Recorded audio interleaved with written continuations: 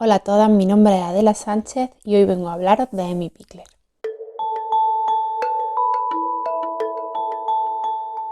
Cada vez son más las personas que han oído hablar del movimiento libre y sin embargo pienso que pocas de ellas conocen la historia de esta mujer, la historia de dónde surge toda esta mirada hacia la infancia. Emmy Pickler estudió medicina y se especializó en pediatría. Sus prácticas las hizo en un hospital de Viena en el que conoció a un pediatra que tenía una manera de trabajar bastante diferente a la que ella había observado hasta el momento. Para este pediatra era muy importante que el paso por la consulta fuera lo menos desagradable posible para los niños y para las niñas. Para ello, la manera que tenía de tocarlos, de hablarles, de explicarles lo que iba a hacer era delicada, con respeto, con cariño. Además, los niños y las niñas que ingresaban en el hospital no estaban obligados a permanecer en las cunas o en las camas, sino que tenían libertad de movimiento. El espacio estaba adaptado para su exploración según su etapa de desarrollo. También estaba adaptada a su vestimenta, que les permitía moverse sin pasar frío. Y es que en cada habitación había un pequeño balcón al cual podían salir siempre que su estado de salud lo permitiera. En este hospital, además, tienen la oportunidad de aprender de las áreas de ortopedia y traumatología. Emmy Pickler, que era una gran observadora, se da cuenta aquí de algo. Y es que las visitas de niños pequeños por accidentes es mucho mayor en niños que venían de familias de clase media o acomodada a niños que venían de clase obrera, trabajadora. Cuando termina sus prácticas, Emmy Pickler va a ejercer como pediatra a una ciudad de la costa. Por primera vez tiene la oportunidad de ver a las familias, de observarlas fuera de un ambiente hospitalario, de observarlas en la playa, ves cómo juegan, cómo se relacionan, cuál es la respuesta de los padres y de las madres ante la iniciativa de su hijo. Y aquí empieza a pensar que hay bastante desconfianza hacia las capacidades de los niños y las niñas. Es observando esto, cómo se relacionan los adultos con los niños en relación al desarrollo del movimiento y al juego, cuando empieza a hacerse las siguientes preguntas. ¿Es posible el desarrollo motor sin la presencia de un adulto que lo guíe, es decir, que explique cómo ha de hacerse? Si es posible, ¿cómo se produce este desarrollo? Y por último, ¿en qué medida la intervención del adulto de manera directa o indirecta modifica este desarrollo? Tras este periodo de tiempo, Emmy Pickler regresa a Budapest, ya casada, y allí tiene a su hija. En Budapest continúa trabajando como pediatra y su manera de trabajar no es desde la enfermedad, sino acompañando a la familia en el desarrollo de los niños y de las niñas. Las visitas son en los hogares, así puedo observar dónde viven, cómo es su día a día, qué dificultades pueden tener. Habla con las madres que le cuentan los avances que van haciendo y cómo se han producido. Con estas preguntas que se había hecho en mente, Emmy Pickler empieza a estudiar manuales de desarrollo infantil. Estudia y compara de manera científica y escrupulosa unos 18 manuales. Se centra en una postura concreta, la posición sentado. Y es que en esta posición particularmente siempre de repente el niño aparece sentado. Las conclusiones a las que llega Emmy Pickler son muy interesantes y muy extensas, así que nombraré algunas. La primera es que había muchas contradicciones, no solo entre autores, sino también en el mismo autor, dentro del mismo manual, digamos. Ella también se da cuenta de que el modo de determinar el paso de una postura a otra o una postura cambia según el autor. Algunos hablan del tiempo que se mantiene en esa postura, otros hablan de la edad que tiene cuando llega a esa postura. Amy Pickler busca el origen de estos manuales, es decir, ¿para qué fin se hicieron? ¿De dónde viene esta información? Lo que encuentra es que vienen de estudios del sistema nervioso central.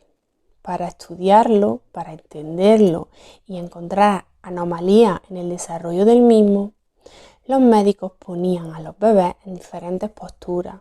Algunos hablaban de cuánto tiempo tardaba en perder la postura, cuánto tiempo aguantaba en la misma, qué reacción tenía ante esa postura en la que se lo colocaba. Estos estudios sobre el desarrollo del sistema nervioso central son muy válidos y muy valiosos, pues permiten entenderlo y descubrir cuando hay algún problema.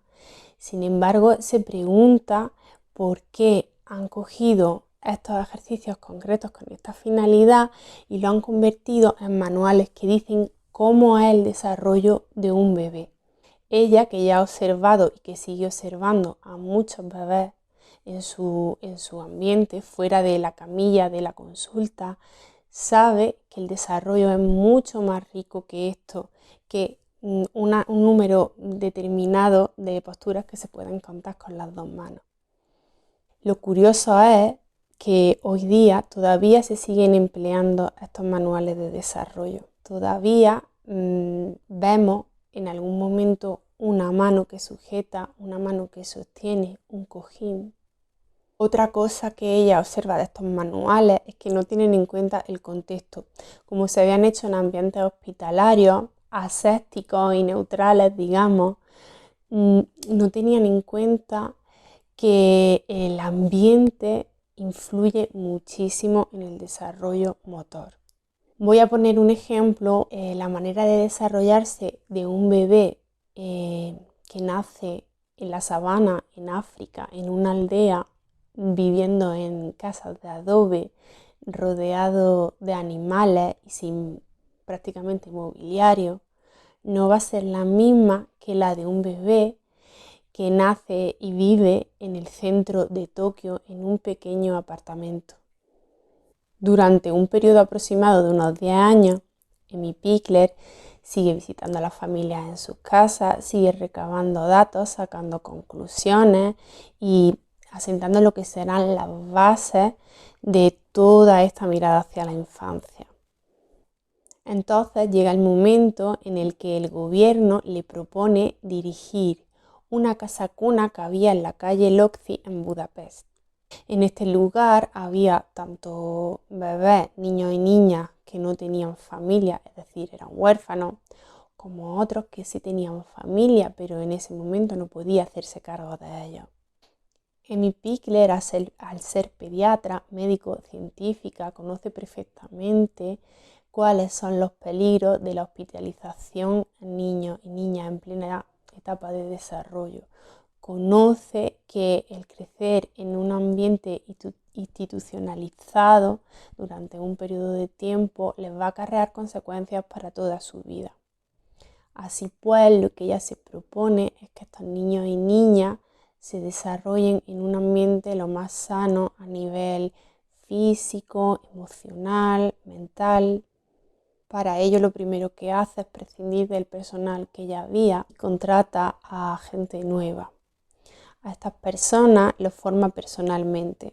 Empieza escribiendo guías para su formación y les instruye.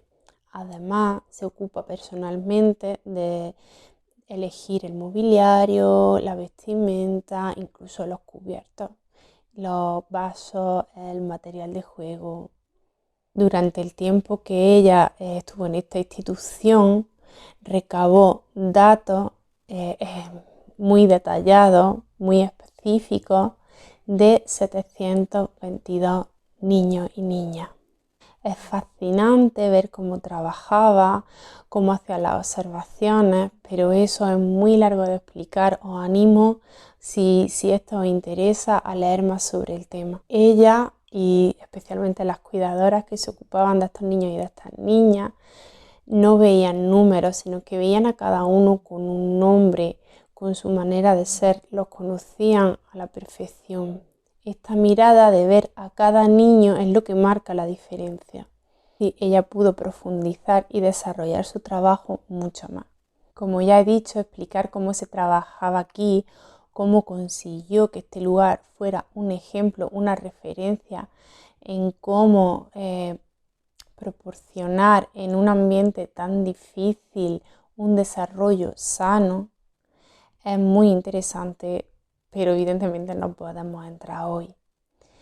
Lo que sí os puedo decir es que ella lo que tenía era total confianza en la capacidad de los niños y niñas para ser protagonistas de su propio desarrollo. Es un tema que me encanta, es una mujer que me parece fascinante, tanto ella como las demás mujeres que después han seguido su camino y que han ampliado muchísimo esta mirada que ella inició. Pero bueno, creo que hoy ya he terminado con lo que quería hacer, que era dar a conocer un poco más a esta mujer y así ayudar a ver el movimiento libre desde otro punto de vista. Muchas gracias, hasta luego.